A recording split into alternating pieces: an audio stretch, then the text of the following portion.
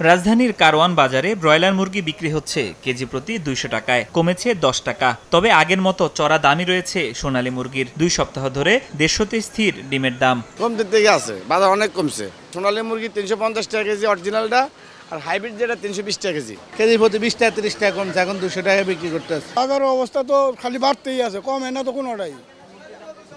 মুরগির দাম হয়তো আজকে কমছে, কালকে আবার বাড়বো। তবে মাছের বাজারে সপ্তাহ ধরে হুট করে কমে যাওয়া মাছের দর অজ্ঞাত কারণে অপরিবর্তিত।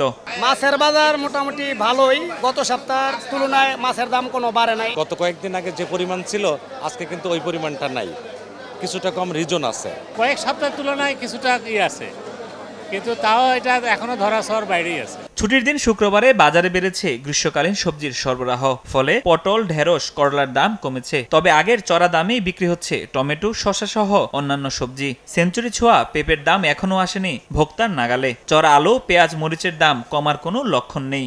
স্বাস্থ্য এবং স্বাদের মধ্যে চমৎকার একটা ব্যালেন্স করে পীর প্রিমিয়াম আয়োডাইজড লবণ। শসার দামটা হালকা একটু বাড়ছে এবং কি আরো বাড়বে, কারণ এটা আমদানি কম, গরমের চাপ, শসা একটু কম আসতেছে। পটল আছে 30-40, লাউ আছে 30 টাকা পিস, সিজিং আছে 40 টাকা কেজি। মালের দাম, সব মালের দামই কমা হয়।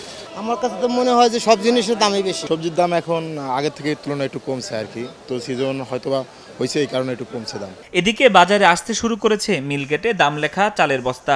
তবে বিক্রেতারা বলছেন দাম বাড়তি। ফরহাদুর রহমান, সময় সংবাদ, ঢাকা।